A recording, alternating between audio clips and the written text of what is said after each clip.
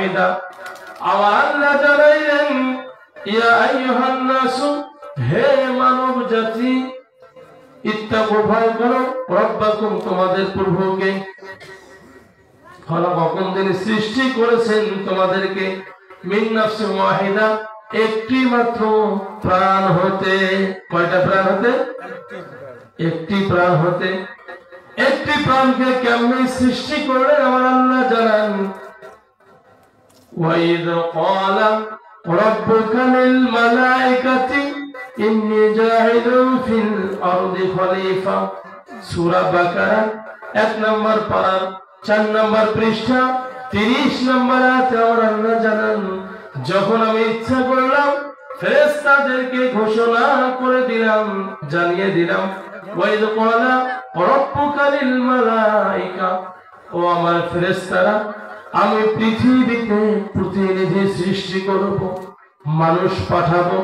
আল্লাহ পরামর্শ করে নাই, বরং দিগলিয়ার জেনে দিয়েছেন। আল্লাহ সরাসরি বলেছেন আমি মানুষ সৃষ্টি করব। সুবহানাল্লাহ বলুন। এবার ফেরেশতারা বললেন রব্বুল আলামিন, ওগো আল্লাহ, আপনি মানুষ সৃষ্টি করবেন, এই মানুষগুলো দুনিয়ায় গিয়ে দাঙ্গা হাঙ্গামা করবে, ঝগড়াঝাটি করবে, ফিতনা ফাসাদ করবে, মারামারি করবে, খুন খারাপি করবে, ছিনতাই করবে, এগুলোকে সৃষ্টি করবেন, এই কাজগুলো করবে। বলুন তো সেই কাজ হচ্ছে কি হচ্ছে না? আমার আল্লাহ জানাইলেন ইন্নী আ'লামু মা লা তা'লামুন, আমি যা জানি তোমরা তা জানো না। এবার আসতেছি, যখন মানুষ সৃষ্টি করবে আর ফেরেশতারা বললো এই কথা, তার মানে ফেরেশতারা আগে থেকে জানতো না। তারা কেমনে জানছে? যিনি আগে এই দুনিয়ায় বসবাস করেছেন, আমরা আসার 2000 বছর আগে এই জিন জাতি ছিল, তারা ইবাদত বন্দেগী করেছে। যখনই তারা ফিতনা ফাসাদ করেছে, মহান আল্লাহ তাদের ধ্বংস করে দিয়েছে। বিধায় ফেরেশতারা ওগুলো দেখে সাক্ষী হয়েছে। এই যে মাহফিলের প্যান্ডেল, এই মাহফিল যে আজকে হবে, আপনারা আগে থেকে জানেন কি জানেন না? কেমনে জানলেন? মাইকিং হয়েছে, পোস্টার লাগানো হয়েছে, সামিয়ানা লাগানো হয়েছে, এগুলো ডেকোরেশন করা হয়েছে। তখন আপনারা ধারণা করেছেন ওখানে একটা মাহফিল হবে, ঠিক কিনা বলেন? সুতরাং ফেরেশতারা ধারণা তখন করেছে, জিন জাতি যখন এই দুনিয়ায় ছিল, তারা যখন দাঙ্গা হাঙ্গামা সৃষ্টি করেছে, ফিতনা ফাসাদ করেছে, এগুলো দেখে ওই আইডিয়া আল্লাহকে বলেছে। আবার আল্লাহ বললেন আমি আদর করে মানুষ বানাবো, আর এই মানুষ যদি আমার কাছে ক্ষমা চায়, আমি আল্লাহ ক্ষমা করে দিয়ে জান্নাত প্রবেশ করাবো। এবার লক্ষ্য করুন কেমনে বানাইলো। আবার আল্লাহ যখন মানুষ বানানোর ইচ্ছা করলেন, 4 জন বড় বড় ফেরেশতা এদেরকে ডাক দিয়ে বললেন, সর্বপ্রথম ফেরেশতা জিবরাইলকে ডাক দিয়ে বললেন, ও জিবরাইল, আমি মানুষ বানাবো, মাটি নিয়ে আসো। এবার জিবরাইল মাটি আনার জন্য আল্লাহর হুকুমে মক্কাতুল মুকাররমা মদিনাতুল মুনাওয়ারার মধ্যবর্তী স্থানে গিয়ে মাটিতে যখন হাত দিবে, এই মাটি তখন সঙ্গে সঙ্গে ভয়ে প্রকম্পিত হইলেন, কান্নাকাটি শুরু করলেন, মাটি আওয়াজ দেওয়া শুরু করলেন। আর মাটি বললেন, আমাকে নিয়েন না আল্লাহর ফেরেশতা, আমার দ্বারা মানব তৈরি হবে, এই মানবগুলো যখন জাহান্নামে যাবে, এই শাস্তি আমি সহ্য করতে পারবো না। কাঁদতেছিল মাটি। মাটির কান্না শুনে ফেরেশতা গিয়ে আল্লাহকে বলল, রব্বুল আলামিন, আপনার সৃষ্টি মাটি তো কাঁদে, আমি কেমনে তাকে নেই? আল্লাহ বললেন, কোথায় আছো? আমার ফেরেশতা মিকাইল, চলে যাও, মাটি নিয়ে আসো। এবার মিকাইল যখন চলে গেলেন, মাটিতে হাত দিবেন, এমন তো অবস্থার মধ্যে মাটি পূর্বের ন্যায় আবার কাকুতি মিনতি করলেন। এদিকে দেখেন, কাকুতি মিনতি করলেন। যখন কাকুতি মিনতি করলেন, আবার মাটি আনতে পারলেন না। তৃতীয়তে গেলেন ইসরাফিল ফেরেশতা, অনুরূপ তিনি একই কথা শুনলেন। আবার আল্লাহ জানাইলেন, আজরাইল, কোথায় আছো আমার ফেরেশতা? দেরি করিও না, তুমি মাটি নিয়ে আসো। আজরাইল যখন মাটি আনতে গেলে, মাটিতে হাত দিলেন, হাত দিয়ে যখন মাটি উঠাইলেন, মাটি কান্নাকাটি শুরু করলো। তখন আজরাইল বললেন, ও ও মাটি আল্লাহর সৃষ্টি, আমার আল্লাহ তোমাকেও বানিয়েছে আমাকেও বানিয়েছে, সুতরাং আমি আল্লাহর কথাই শুনবো। এ বলে মাটি নিলেন। আজরাইল এত বড় দেহ বিশিষ্ট ফেরেশতা ছিলেন, যার মাটির এক মুষ্টি মাটির ওজন ছিল 40 মণ। কত মণ? আমার আল্লাহ বললেন, আজরাইল, যেহেতু মাটি তোমাকে কাকুতি মিনতি করেছে, তোমার সামনে কেঁদেছে, তবুও তোমার মনটা নরম হয় নাই। এবার আমি তোমাকে দায়িত্ব দিলাম, পৃথিবীর জমিনে যত আদম সৃষ্টি করা হবে, এই আদম সন্তানের রূহগুলো কবজ করবে, তথাপি তোমার হৃদয়ে কোনো মায়া থাকবে না। একদিন নবী সুলাইমান আলাইহিস সালাম, সুলাইমান নবী বৈঠকখানায় আলোচনা করতেছে। এমন তো অবস্থায় এক আল্লাহর বান্দা দৌড়াইতে দৌড়াইতে হাঁপাইতে হাঁপাইতে ভয়ে প্রকম্পিত হয়ে নবী সুলাইমানের সামনে গিয়েছে। সুলাইমান নবী তার প্রকম্পিত ভাব দেখে, ভীত অবস্থা দেখে জিজ্ঞেস করলো, আল্লাহর বান্দা, এত ভয় করতেছো কেন? কি হয়েছে? বলে, নবী সুলাইমান গো, আমার অন্তরের মধ্যে এমন একটা ভয় লেগেছে। এইটা আমার বাড়ির সামনে দেখলাম বিশাল আকৃতির একজন মানুষের মতো দেখা যায়, যার মাথাটা মনে হয় আসমানে ঠেকে গিয়েছে, জমিনে পা গুলো, কত বড় বড় চোখ গুলো। এটা দেখে আমি ভয়ে অস্থির হয়েছি।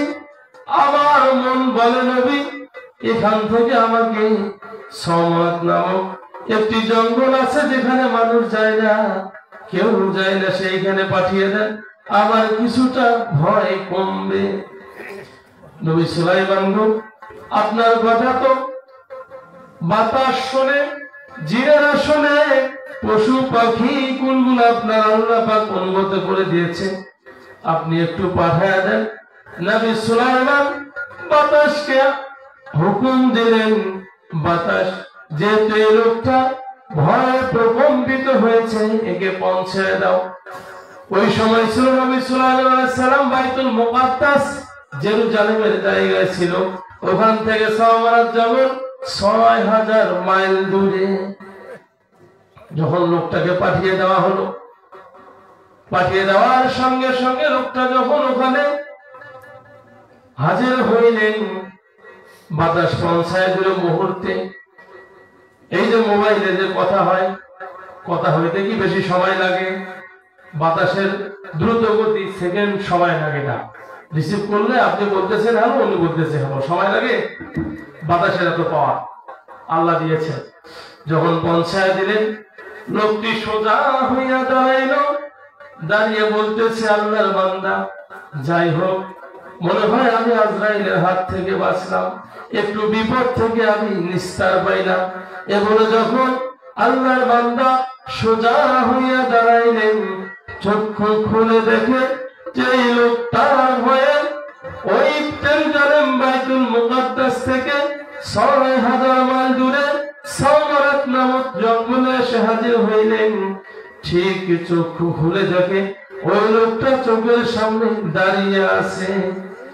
এবার আল্লাহর বান্দা চোখের পানি ছেড়ে দিয়ে কাঁদে আর বলে, কে গো আপনি? আমি আপনার ভয়ে নবী সুলাইমানের কাছে গেলাম, 6000 মাইল দূরে এই জঙ্গলের মধ্যে আমি হাজির হইলাম। কে আপনি? আপনার দেখা এখানে আমি কেমনে পাইলাম?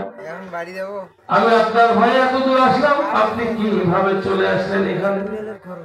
আজরাইল বলতেছেন, আমিও তো আশ্চর্য হয়ে গেলাম, অবাক হয়ে গেলাম, আল্লাহর বান্দা, কেমনে তুমি এখানে চলে আসলে? আমার আল্লাহ যখন আমাকে আদেশ করলো, আজরাইল কোথায় আছো? ওই বান্দার জীবনটা কবজ করে নিয়ে আসো, ওই বান্দার রূহটা বাহির করে নিয়ে আসো, সাওয়ারাত জঙ্গলে গিয়ে তার রূহটা নিয়ে আসো।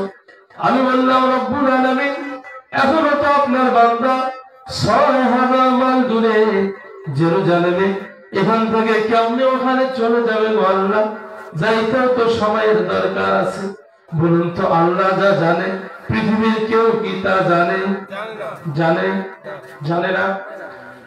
আবার আল্লাহ বললেন, আজরাইল ছুটে যাও, আমার বান্দার সামনে তোমার দেহটা দেখা দাও, বডিটা দেখা দাও, দিয়ে তুমি ওখানে চলে যাও। বলে তখন আমি আশ্চর্য হইলাম আর চিন্তা করলাম, কেমনে এত দূর চলে আসবেন? আমি তখন আমার বডিটা আপনারে দেখা এখানে আসলাম। লোকটি বলল, আপনি মালাকুল মাউত আজরাইল, আমি যদি জানতাম নবী সুলাইমানের কাছে যাইতাম না আর এখানেও আসতাম না। এখন হয়তো আপনি আমার জীবনটা নিয়ে নেবেন, আমার এই দেহটা কে গোসল করাবে, কে জানাজা পড়াবে, কে বা কবর দিবে, কি হবে আমার অবস্থা? একটুখানি সময় দেন, আমি আবার আগের জায়গায় ফিরে যেতে চাই। বলুন তো সময় দিবে? সময় দিবে? সময় দেবে না। মৃত্যুর সময় আসলে বাঁচার সুযোগ নাই। এবার লোকটি কাঁদতেছেন।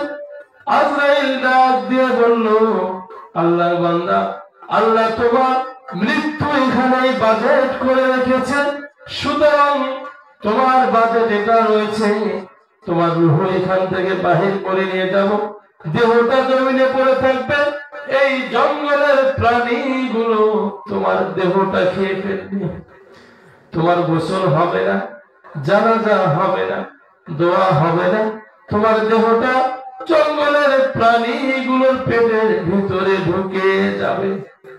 বলুন তো এরকম মৃত্যুকে আমরা চাই? মৃত্যু কার কখন আসবে বলা যায়? কাজে মৃত্যুর কথা স্মরণ করতে হবে। ওসমান গনি রাদিয়াল্লাহু তাআলা আনহু, তিনি যখন সাথীদেরকে নিয়ে হাঁটতেছে, হাঁটতে হাঁটতে সামনে যখন কবর পাইল, কবর দেখে দু চোখের পানি ছেড়ে ছেড়ে কাঁদে। সাথীরা বলে, ওসমান এত কাঁদেন কেন? বলে, আমি এই জন্য কাঁদি, ওই কবর দেখলে আমার মনে হয় ওই কবরটা নবী বলেছেন কারোর জন্য জান্নাতের বাগান হয়ে যাবে, আবার কারোর জন্য জাহান্নামের গর্ত হবে। এই জন্য আমি কাঁদি। যদি কবরটা কারোর জন্য জাহান্নামের গর্ত হয়ে যায়, কবরে ঢোকার সঙ্গে সঙ্গে কবর দুই দিক থেকে এমন চাপ দিবে, ডান পাজরের হাড়গুলো বাম পাজরে ঢুকে যাবে, বামের গুলো ডানে ঢুকে যাবে, এরকম পিষ্ট করে দিবে। তাই আমি আল্লাহর কাছে কবর দেখলে কাঁদি, রব্বুল আলামিন এই কবর থেকে আমাদের হেফাজত করুন। আমরাও চাই কিনা? আল্লাহ যারা আমাদের হেফাজত করে বলুন আমিন। প্রিয় ভাইরা, লক্ষ্য করুন, এই কবর হবে মানুষের প্রথম ঘাঁটি। দুনিয়ায় যদি আমল না থাকে, ওই কবরে নাজাতের কোনো সুযোগ নাই। যত আপনি টাকা পয়সা, গাড়ি বাড়ি আর জমিদারি করেন না কেন, মৃত্যুর পরে এগুলো একটাও চলবে। ফাতেমা রাদিয়াল্লাহু তাআলা আনহা, তেনাকে যখন কবরস্থ করা হয়, ওই সময় যিনি কবরে নেমেছিল তিনি বলেছিল, কবর, তোমার ভিতরে যাকে রাখতেছি ইনি দুনিয়ার সাধারণ কোন মানুষ না, ইনি হলো ইমাম হাসান হুসাইনের মা, ইনি হলেন হযরত আলীর স্ত্রী, ইনি হলেন আখিরি পয়গম্বর নবী মুহাম্মদ সাল্লাল্লাহু আলাইহি ওয়াসাল্লামের কলিজার টুকরা কন্যা। কাজে খবরদার বেয়াদবি করিও না, বেয়াদবি করিও না।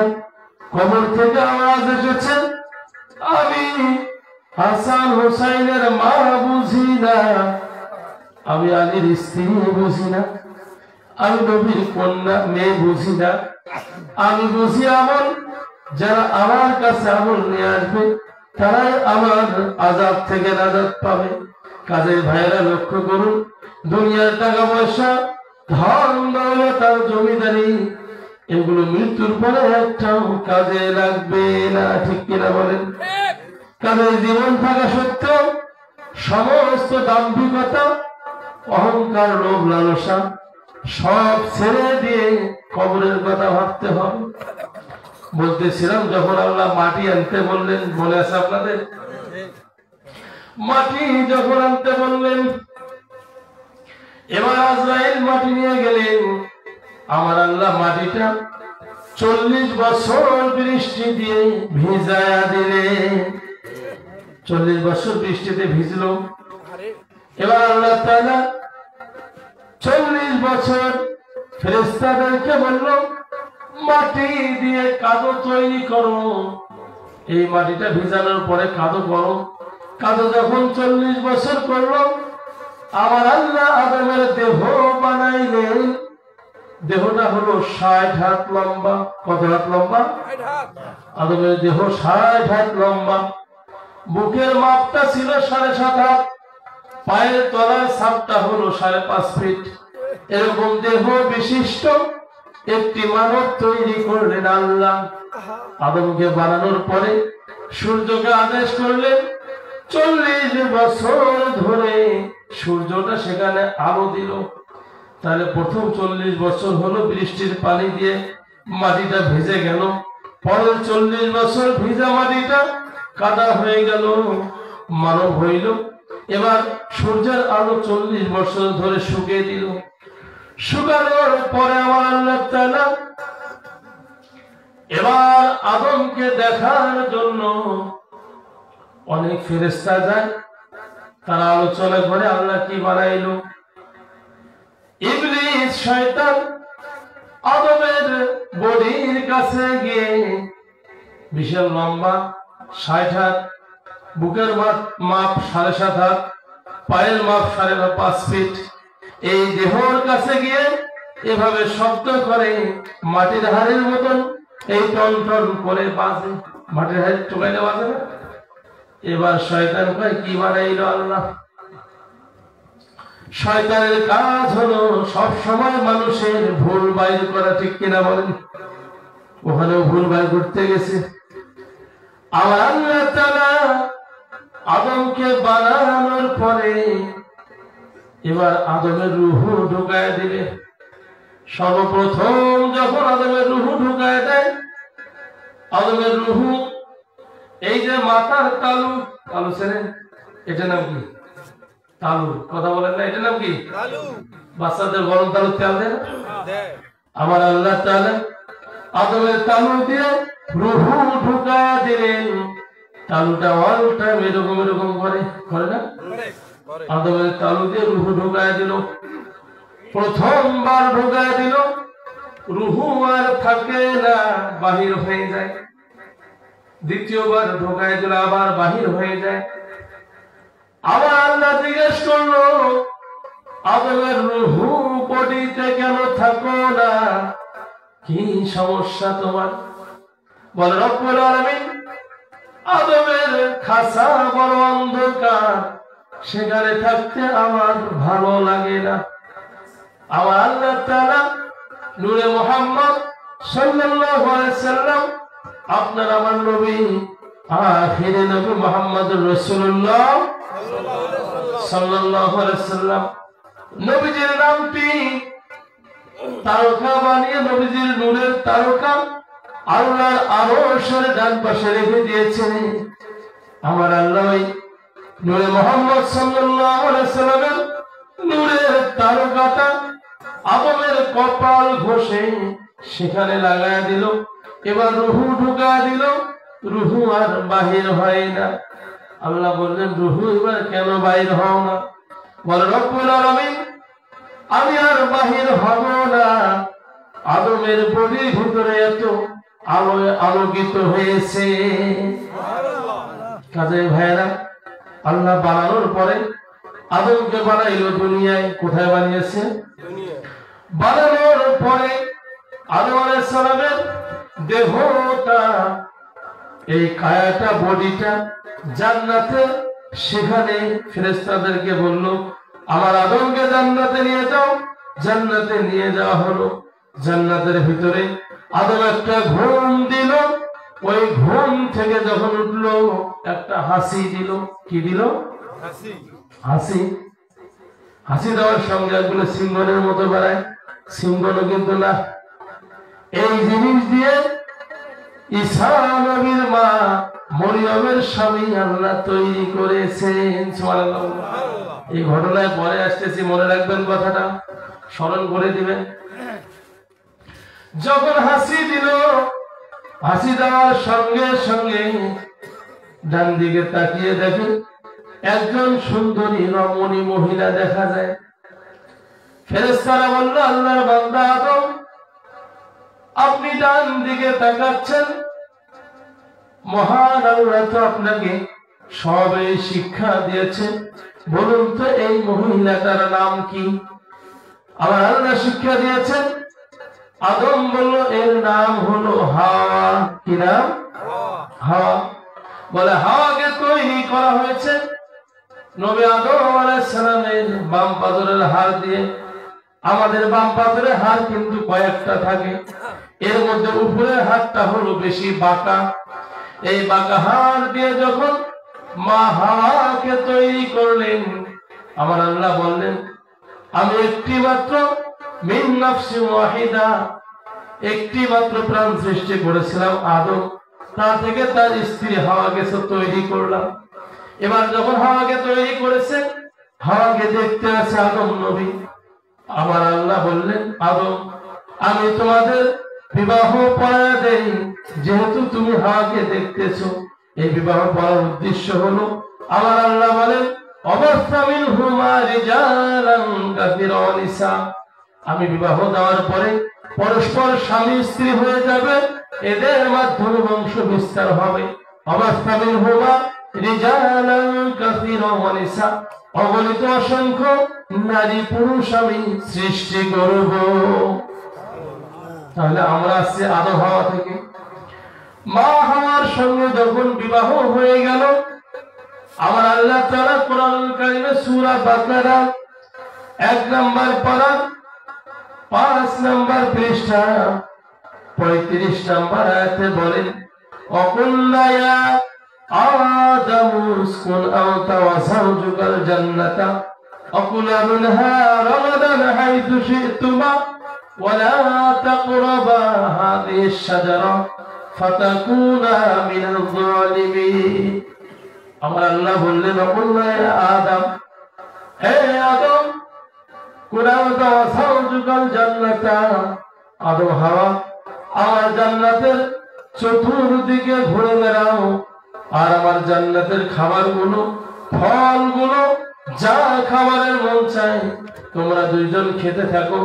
তবে ওয়ালা তাকরাবা হাযিহিশ শাজারা, ওই যে বৃক্ষের নিকটবর্তী যে ওলা, সব খাও, জান্নাতি খাবার, ওখানে যাবে না। আদম হাওয়া সব জান্নাতি খাবারগুলো স্বামী স্ত্রী একসঙ্গে বেড়াচ্ছে, ঘুরতেছে, খাইতেছে, কিন্তু ওই নিষিদ্ধ বৃক্ষের নিকট যাচ্ছে না। আদম আলাইহিস সালাম জান্নাতের একদিকে গিয়েছেন, মা হাওয়া কাছাকাছি। শয়তান এবার জান্নাতের জানালার পাশে গিয়ে উকি মেরে দেখে আর ডাক দিয়ে বলে, ও মা হাওয়া, এদিকে আসো, আমি তোমার হিতাকাঙ্ক্ষী। বলুন তো, শয়তান মিথ্যে বললো না সত্য বললো? কি বললো? তার মানে যারা বললো মিথ্যা বলছে, এরা আওয়াজ শুনতেছে, আর যারা মুখ বন্ধ করে আছেন তারা কিন্তু গুরুত্ব নাই। বলেন এবার শয়তান মিথ্যা বলছে না সত্য বলছে? কথা বলে। তাহলে মানুষ রূপী শয়তান গুলো মিথ্যা বলে না সত্য বলে? নবী আমার জানিয়ে দেন, সমস্ত পাপের মূল হলো মিথ্যা বলা। এটা বলা যাবে? যাবে না। এবার যখন ওই ইবলিস জান্নাতের জানালা দিয়ে ডাক দেয়, ও মা হাওয়া, এদিকে আসো, আমি তোমার হিতাকাঙ্ক্ষী। মা হাওয়া বুঝতে পারলেন না, শয়তানের ধোঁকায় পড়িয়া গেলেন, কাছাকাছি গেলেন, ভাবলেন মুরব্বী মানুষ কিছু একটা বলবে, শুনি। বলে, মা, ওই গাছের ফলের রস খাইতে কেন নিষেধ করেছে আল্লাহ? যদি তোমরা খাও তাহলে আজীবন জান্নাতে থাকবে, আর যদি না খাও আল্লাহ একটা দুনিয়া বানাইছে, সেখানে পাঠিয়ে দিবে। বলুন তো শয়তান ভুল বলছে না মিথ্যা বলছে? সঠিক বলছে না বেঠিক বলছে? বেঠিক বলছে, মিথ্যা বলছে। মা শয়তানের চক্রে পড়িয়া ওই যে গাছের ফলের রস খাইলো। আমাদের মা বোনেরা ডিজিটাল নব্য শয়তানের চক্রে পড়ে সন্তান স্বামীকে ছেড়ে পরপুরুষের হাত ধরে বাড়িয়ে যায়, ঠিক কিনা? মা বোনেরা কান লাগান, শয়তান কেমন শয়তানি করে। আপনাদের অবস্থা কি হইল?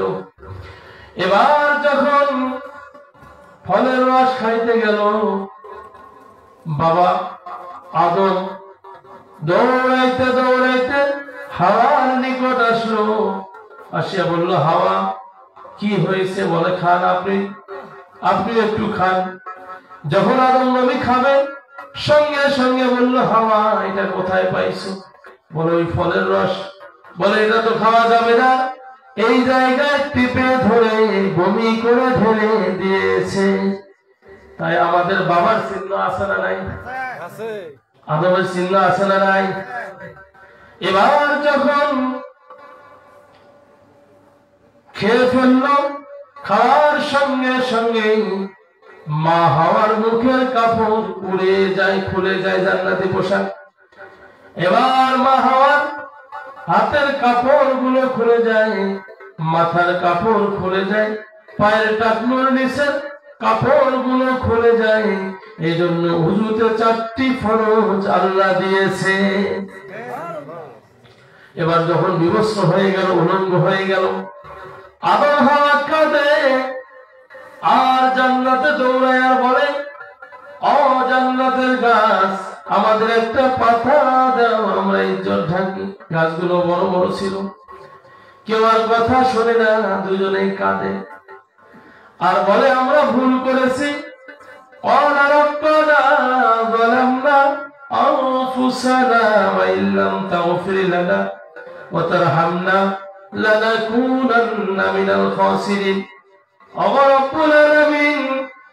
আমরা আদম হাওয়া ভুল করেছি, আপনি যদি মাফ না করেন, ক্ষমা না করেন, আমরা ক্ষতিগ্রস্ত হয়ে যাব। আপনি আমাদের মাফ করিয়া দেন।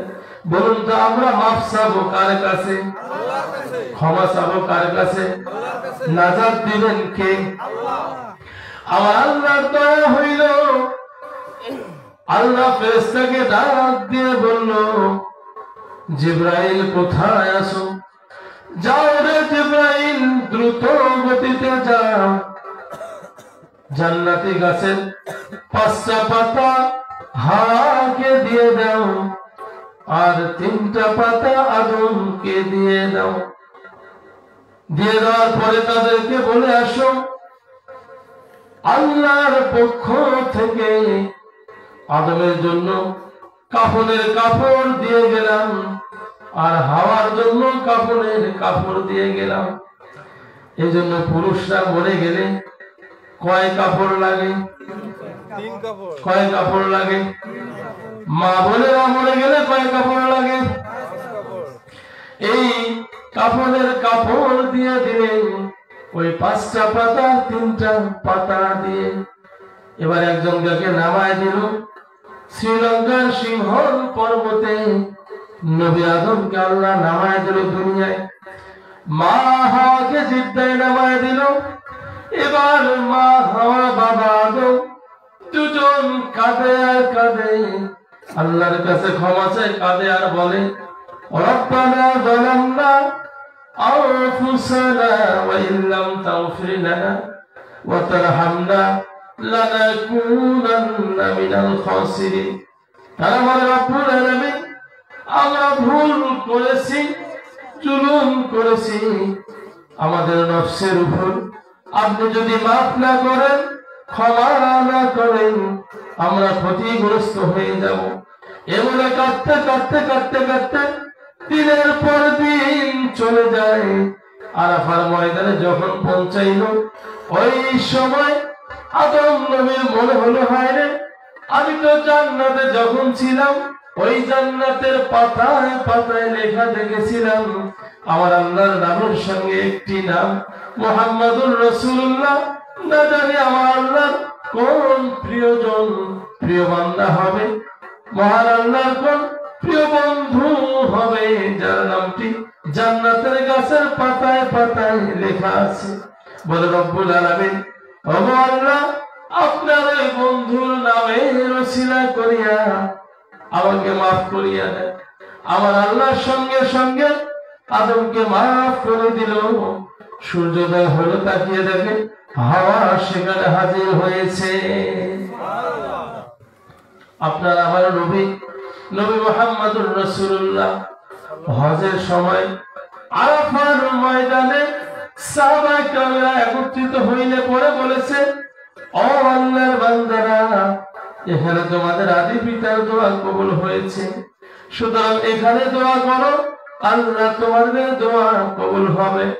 আজও হাজিরা দেখবেন মক্কাতুল মুকাররমায় হজ করতে গেলে ওই আরাফার ময়দানে গিয়ে দু হাত উঠাইয়া আল্লাহর কাছে প্রার্থনা করে। আল্লাহু আকবার বলো। আর যত দলাদলি ঠেলাঠেলি হিংসা প্রতিহিংসা বাংলাদেশে, কেউ কয় মুনাজাত করবো, কেউ কয় না করবো, কেউ কয় জায়েজ, কেউ কয় বেদাত, বলে কিনা? আমি বলবো ওখান থেকে শিক্ষা নাও, যেখানে নবী বললেন তোমরা হাত উঠায় দোয়া করো, আজও পর্যন্ত যেখানে হাত উঠায় দোয়া করা হয় সেখানকার কোনো দলাদলি নেই। সামান্য কয়েক হরফ শিখে তোমরা অহংকারী শুরু করে দিয়েছো, ঠিক কিনা বলেন? সুতরাং আমার আল্লাহ বলেন, অহংকারী আল্লাহ পছন্দ করে না। ইন্নাল্লাহা লা ইউহিব্বু মান কানা মুখতালান ফাখুরা। এবার আদম হাওয়া দেখা হইল, কি হইল? দেখা হওয়ার পরে তাদের সংসার জীবন শুরু হইল, সন্তান আসা শুরু হয়ে গেল। যখন সন্তান আসে, পৃথিবীর সর্বপ্রথম যে মানুষের কবর হয় সেই মানুষটার নাম কি বলেন তো? কি নাম বলতে পারবে? আদম আলাইহিস সালাম। আমার কিছু কথা মনে হয়, ওই যে বললাম ওয়াজ শুনলে গেলাম, ওয়াজ করলে গেলাম, লাভ হবে ভাই আমলে, আমলেও লাভ হবে না নবীর প্রেম না থাকিলে। এবার আদমের সন্তান হইল জোড়ায় জোড়ায় মা হাওয়া, জোড়ায় জোড়ায় সন্তান, তার নাম যমজ সন্তান। কি সন্তান? ৭৭ জোড়া সন্তান হইল। আর এখনকার মা বোনেরা বলে দুইটা হইলে ভালো, একটা হইলে আরো ভালো, বলে কি বলে না? আমার আল্লাহ বলেন, আমি সন্তানদের ওসিলায় তোমাদের রিজিক গুলো বৃদ্ধি করিয়া দেই। যার সন্তান যত বেশি তার রিজিকের বাজেট আল্লাহর কাছে তত বেশি। সুবহানাল্লাহ। একটা কথা মনে হলো, কিছুদিন আগে দেখছিলাম পত্রিকায়, এবং আপনারা যারা মোবাইল চালান, ইউটিউব, ফেসবুক, দেখবেন এক মহিলার ৭ জন মেয়ে। কয়জন মেয়ে? পাড়ার মানুষ কয় দেখছেন, বুঝেন? ওটা কপাল পোড়া, কপাল খালি বেটি দেখা যায়, ওটার আর বেটা নেই, 7টা বেটি এতগুলো ছাওয়া নিছে। আর আমার আল্লাহ বলছেন যত সন্তান তত বরকত, মহিলা জানে তত বরকত। হাদিসটা ফলো করতেছে। এবার এলাকার মানুষ চিন্তা করে, দেওয়ানিরাও কয় দেখছেন ওইটা বেটি ছাওয়ার খালি কেমন বেটি হয়। এগুলো শত অপমান সহ্য করে মহিলা ওই হাদিসের উপরে আমল করতেছে। 7টা মেয়ে মানুষ হয়েছে, একটা হয়েছে জজ, একটা হয়েছে কলেজের প্রধান শিক্ষক শিক্ষিকা, আর একটা হয়েছে ডাক্তার, একটা হয়েছে মাস্টার, এভাবে একটা হয়েছে সেনাবাহিনীর বড় অফিসার, একজন হয়েছে পুলিশের বড় অফিসার। 7টা 7 জায়গায় যখন খালি গেছে, রেজেক বৃদ্ধি করে দিয়েছেন কে? আল্লাহ। এবার এলাকার মানুষ সুর পাল্টাইল, কয় দেখছেন এর মতন ভাগ্য ভালো কারো নাই। কাদের ভাইরা আমার, দুনিয়ার সমস্ত মানুষ যদি আপনাকে ভালো বলে আর আমার আল্লাহ যদি আপনাকে খারাপ বলে, তাহলে ভালো বলার মানুষগুলোর ভালো দিয়ে 1 পয়সা লাভ নাই, ঠিক কিনা বলে? আর দুনিয়ার সমস্ত মানুষ যদি খারাপ বলে আর যদি আমার আল্লাহর কাছে আপনি ভালো হয়ে যান, এই খারাপের কোনো দাম নাই, ঠিক কিনা বলেন? বলতেছিলাম, সন্তান যখন হইল, আদম আলাইহিস সালাম 40,000 আওলাদ রেখে মারা গিয়েছে। কত হাজার? 40,000। আপনার আমার কত হাজার আছে? ওই যে নূরের আওলাদ বলবেন বেটা একটা বেটি একটা, আর একটা নিয়ে গেছেন, তা বউ বারে কয় না চলবেন না। এলাকার বাসী কেন বউ চলবে না? ওই আশেপাশের এত সওয়া নিয়ে বলবো কি? বলুন তো, রুহুগুলো বানাইছে কে? সওয়া বানার কারো কোনো শক্তি আছে? পরে আমি আসতেছি সে কথায়। জোড়ায় জোড়ায় যখন সন্তান হইল, এই সন্তানদের দায়িত্ব কেমনে পালন করবে?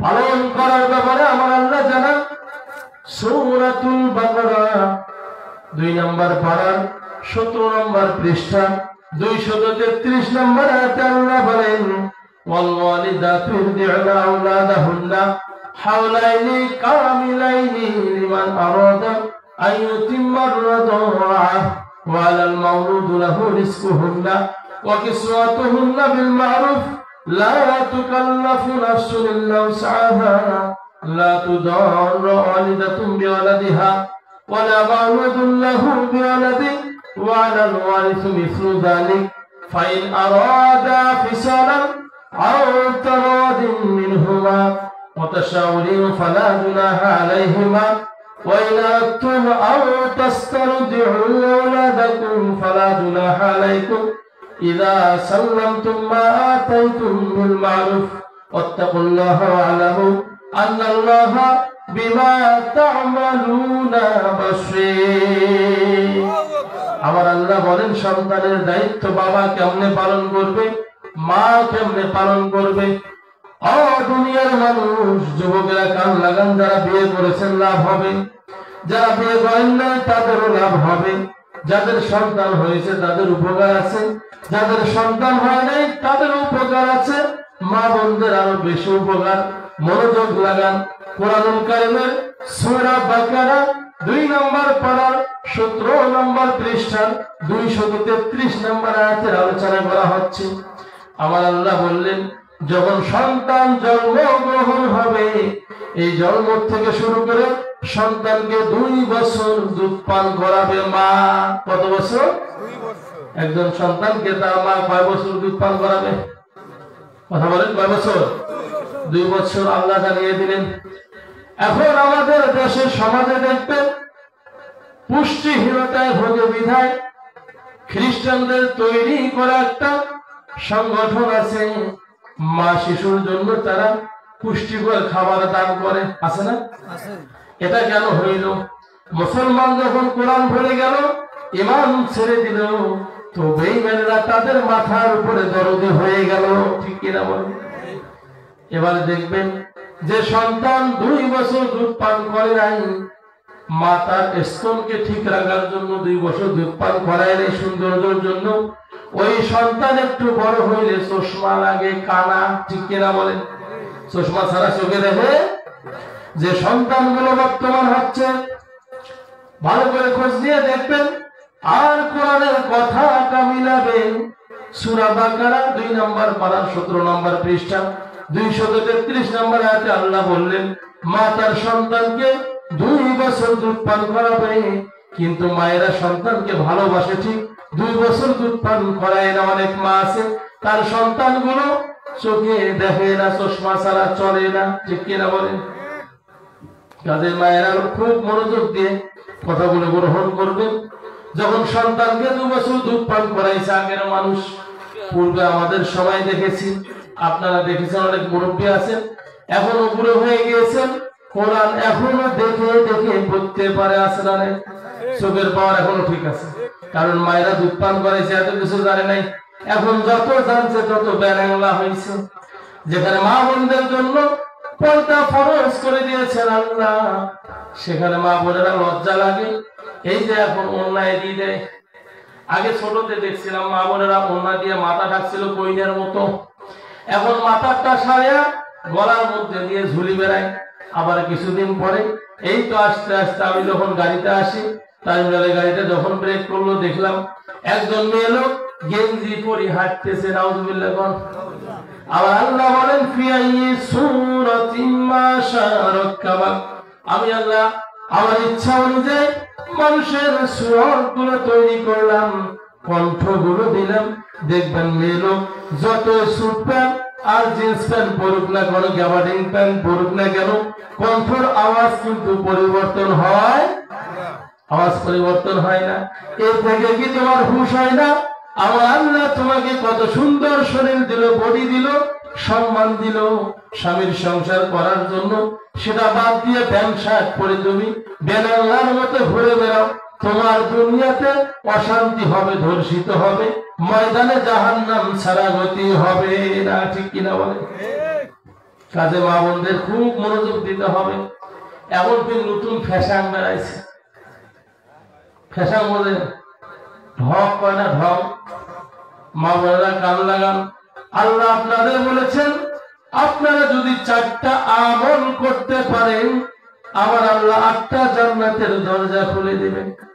4টা আমল। প্রথম আমল হলো, আমি যে কথা চাচ্ছি এগুলো বড় মনে করে দিবেন, ওই যে সন্তানের কথাটা দুধ পান করা। 4টার প্রথম আমল হলো আল্লাহর সাথে কাউকে শরীক করা যাবে না।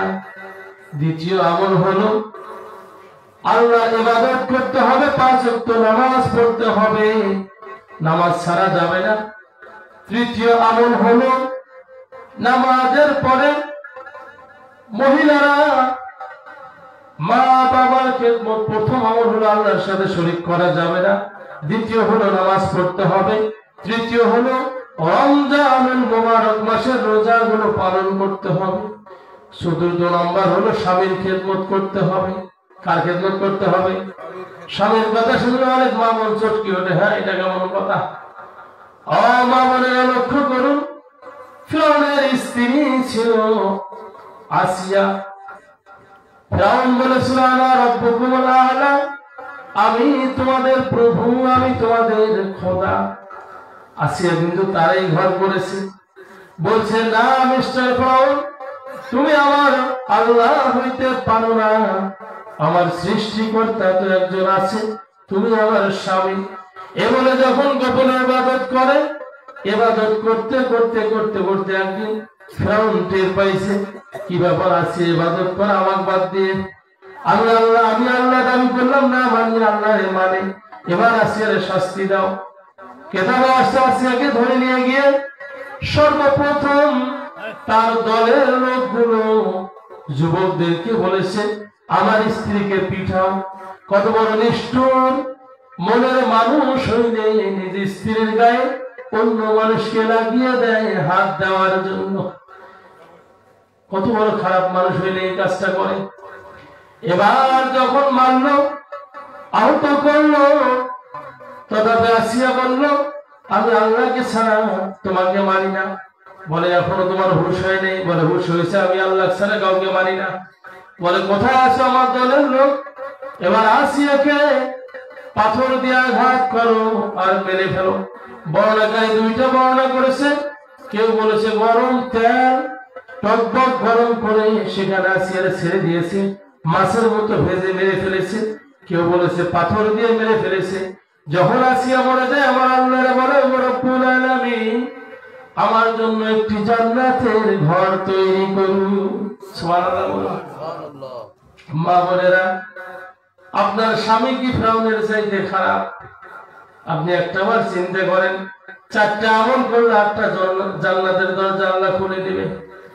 রাসূলুল্লাহ সাল্লাল্লাহু আলাইহি সাল্লাম সাহাবারা সহ যখন একই সাথে হাঁটতেছে, হাঁটতে হাঁটতে হাঁটতে হাঁটতে ওই সময় একটা উট এসে নবীজির পা মুবারকে চুমে খাইলো। সুবহানাল্লাহ।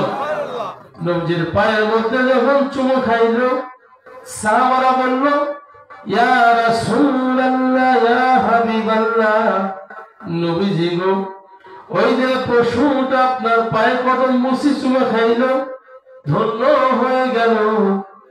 ও নবী, যদি আপনি আদেশ করেন আমরা আপনার পায়ের চুমো খাবো। নবী বললেন ও আল্লাহর বান্দারা কান খুলে শোনো, যদি আল্লাহর পরে কাউকে সিজদা করার অনুমতি থাকতো, কারো পায়ে চুমো খাওয়ার অনুমতি থাকতো, আমি রাসূল বলতাম স্ত্রীরা যেন তার স্বামীর পায়ে সেজদা করে আর স্বামীর পায়ে চুমো খায়, এটা নিষেধ করে দিয়েছেন রাসূল। নিষেধ করে দিলেন কে? রাসূল। কাজেই কোন পীর পয়গম্বর ওলিয়া উলিয়া কারো পায়ে চুমো খাওয়া যাবে? যাবে? সেজদা করা যাবে? শিরক, অতি ভক্তিতে শিরক করা যাবে? লিমিটের মধ্যে ভক্তি থাকতে হবে। বড় পীর আব্দুল কাদের জিলানী রাহমাতুল্লাহ আলাইহির নাম শুনেছেন আপনারা? শুনেছি। আব্দুল কাদের জিলানী রাহমাতুল্লাহ আলাইহি, তার এক শাগরিদ দীর্ঘদিন যাবত আব্দুল কাদেরের সঙ্গে চলে। আব্দুল কাদের জিলানী রাহমাতুল্লাহ আলাইহি তিনি ছিলেন বড় পীর। তার ওই খাদেম, পীর সাহেবের খাদেম যখন পীর সাহেব যুবক অবস্থায় তখন থেকে খাদেমগিরি করে। আব্দুল কাদের জিলানী রাহমাতুল্লাহ আলাইহি বুড়ো হয়ে গেল, খাদেম ও জীবন থেকে বুড়ো হইল। খাদেম একদিন বলল, ও আল্লাহর বান্দা হুজুর, আপনি তো বড় পীর, আমি একটা প্রশ্ন করতে চাই গো হুজুর। বলে, বাবা বলো, কি প্রশ্ন করবে? বলে, হুজুর, আমি সারাটা জীবন ধরে দেখলাম আপনি তাহাজ্জুদের নামাজ পড়লেন, 5 ওয়াক্ত নামাজ পড়লেন, জিকির আজকার করলেন, মুরিদদের জন্য দোয়া করলেন, কত জায়গায় সফর করলেন, কত রকম আমল করলেন, চাষ করলেন। তবে আমার মন বলে আপনার আমল আর আল্লাহর নবীর সাহাবাদের আমলের মধ্যে পার্থক্য কি? বড় পীর আব্দুল কাদের জিলানী দু চোখের পানি ছেড়ে দিয়ে কাঁদে আর বলে, ও আল্লাহর গোলাম, আমার যে প্রশ্ন করেছো এটা তো বলা ঠিক হয়নি, যেহেতু করেছো শুনে নাও। আমার আর তাদের মধ্যে যোগ্যতা কি, পার্থক্য কি? আমি আব্দুল কাদের জিলানীর সারাটা জীবনের আমল আর নবীজির একজন সাহাবা নাম হলো ওয়াহাশী। কি নাম? ওয়াহাশী রাদিয়াল্লাহু তাআলা।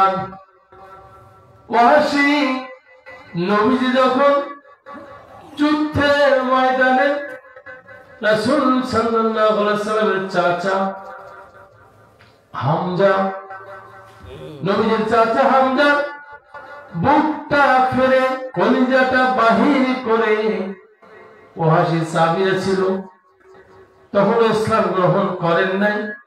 বলে, যখন নবীজির চাচার কলিজাটা বুক ফাড়িয়ে বাহির করে পশুর মতো চাবায়া চাবায়া খায়, ওই ওয়াহাশী নিজের জীবনের ভুল বুঝতে পারিয়া নবীজির কাছে এসে যখন ইসলাম গ্রহণ করলেন, নবীজি বললেন, ও ওয়াহাশী, আমি রাসূল যখন কোন বৈঠকে থাকবো, তুমি বৈঠকের সামনে বসবে না, পিছনে বসবে।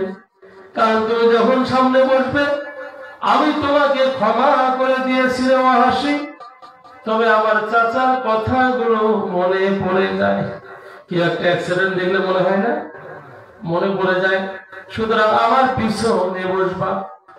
আব্দুল কাদের জিলানী বড় পীর বলেন, ওই ওয়াহাশী যাকে নবীজি বলেছেন আমার সামনে বসিও না, পিছনে বসবে, ওই ওয়াহাশী যখন যুদ্ধের ময়দানে ঘোড়ার পিঠের মধ্যে ওঠে, ঘোড়া যখন চাবুক মারে দৌড় দেয় যুদ্ধের ময়দানে, আর পা ফেলে ফেলে দৌড়ায়, ওই ঘোড়ার পায়ের নিচে খুরের তলার নিচে যে ধুলোগুলো আছে, ওর একটা ধুলো যদি এক পাল্লায় দেওয়া হয়, আর আমি আব্দুল কাদের জিলানীর তামাম জিন্দেগীর আমল গুলো একদিকে দেওয়া হয়, তথাপি ওই ঘোড়ার খুরের পায়ের নিচের ধুলোর ওজনের মতো আমার সারা জীবনের আমলের ওজন হবে না। কাজেই কার সাথে কি পর্দা মাথায় ঘি, ঠিক কিনা বলে? ভাইরা লক্ষ্য করুন সাহাবাদের কি মর্যাদা। আমার আল্লাহ বলছেন, আমার রাসূল বললেন সাহাবারা হলো নক্ষত্র। আমি রাসূলের পরে সাহাবাদের অনুসরণ করিও, আলেম ওলামাদের অনুসরণ করিও। প্রিয় ভাইরা, আর একটি আল্লাহর ওলির ঘটনা বলি। নাম হলো বাইজিদ মুস্তাবি। এই বাবা বসো। কি নাম? বাইজিদ মুস্তাবি। বাইজিদ মুস্তাবি রহমতুল্লাহ আলাইহি তিনি একদিন জঙ্গলের ভিতর দিয়ে হেঁটে যায়। যাইতে আগে তো আড়াবাড়ি বাঁশবাড়ি দিয়ে ঘাটা ছিল। যখন যায় গাইতে বাইজিদ মুস্তাবি রহমতুল্লাহ আলাইহি সামনে গেলেন। ক্লান্ত হয়ে একটা গাছের নিচের মধ্যে দাঁড়াইলেন। দাঁড়িয়ে একটু অপেক্ষা করলেন। একটা পাখি এসে উড়ন্ত অবস্থায় বাইজিদের শরীরে পায়খানা করলো। পায়খানাটা ঘাড়ের মধ্যে পড়েছে। বাইজিদ মুস্তাবি ঘাড়ের দিকে তাকিয়ে দেখে পায়খানা। পাখির দিকে আঘাত হয়ে তাকাইলেন। পাখিটা বাস্ট হয়ে ছিঁড়ে গেল। এবার বাইজিদ মুস্তাবি আগাচ্ছেন। ওলিদের সামনে দেখেন আগাচ্ছেন। আগাইতে বাইজিদ মুস্তাবি সামনে গেলেন। যাওয়ার পরে নামাজের সময় হইল। আসরের নামাজ। কিসের নামাজ? আসরের নামাজের সময় হইল। লতা পাতা দিয়ে একটি ঘর ঘিরানো। বাইজিদ মুস্তাবি বলতেছে, এই ঘরের ভিতরে কে আছো? একবার বলল, কে আছো? আমাকে একটু উজু করার পানি দাও, আমি উজু করবো। পানি পাইল না। আবার বলল, কে আছো? আওয়াজ হয় না। তিনবারের বেলা বলল, কে আছো? ভিতর থেকে রাবরা বসি ধমক দিয়ে বলে, বাইজিদ, বাইজিদ, এটা পাখি মারার জায়গা নয় রে বাইজিদ, এটা হলো আমার বাড়ি। বাইজিদ থমকে গেলেন। ঘটনা কি সর্বনাশ! এ কেমন করে জানলো পাখি আমি মেরে ফেলছি? এবার বাইজিদ আসামি হইল। তার থেকে বড় ফের বেড়াইলো কি বেড়াইলো না? কেমনে জানলো? কণ্ঠটা মহিলা মানুষের। বলে, কে মা আপনি? আপনি কেমনে জানলেন পাখি মারার ঘটনা? বলে, পরে শোনো। পানি তুলে এক বদলা উজু করবে। উজু করতে গিয়ে দেখে একটা জায়গায় আগুন ধরেছে। এবার বাইজিদ মুস্তাবি রহমতুল্লাহ আলাইহি পানিটা ঢেল দেবে। ভিতর থেকে মহিলা আওয়াজ দিয়ে বলল, বাইজিদ, লোকদেরকে যদি বাঁচাইবার অনুমতি থাকতো তোমার আগে আমি বাঁচিয়ে দিতাম। ওই লোকগুলো নাফরমান, আল্লাহ গজবে ধ্বংস করে দিবেন। সুতরাং পানি চটকার আর হবে না। বাইজিদ আরো অবাক হইলেন, এটা কেমন কথা? বলে, কে মা আপনি? কেমনে এতগুলো জানলেন? মা বোনেরা কান লাগান, যদি আপনারা অলি হয়ে যান আপনাদের স্বামীরাও হবে। এবার বলল, কে মা আপনি? ঘটনা কেমনে জানলেন? বলে, ঘটনা তো আমি জানলাম এই জন্য, আমি তো কেউ না, আমার নাম হলো রাবেয়া বসরি। কি নাম? বলে, রাবেয়া বসরি মা।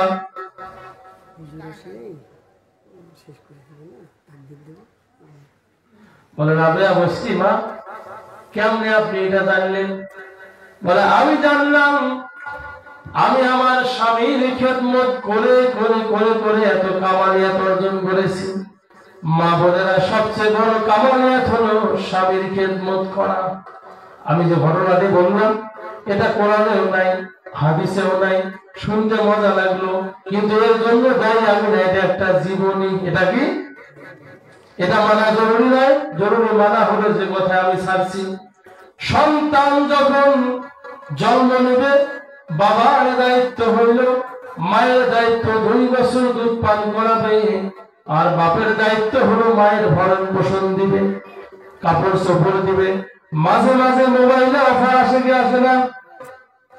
যারা নেট চালায় জানে, অনেক সময় জিবি অফার দেয়, মিনিট অফার দেয়, স্পেশাল অফার দেয়।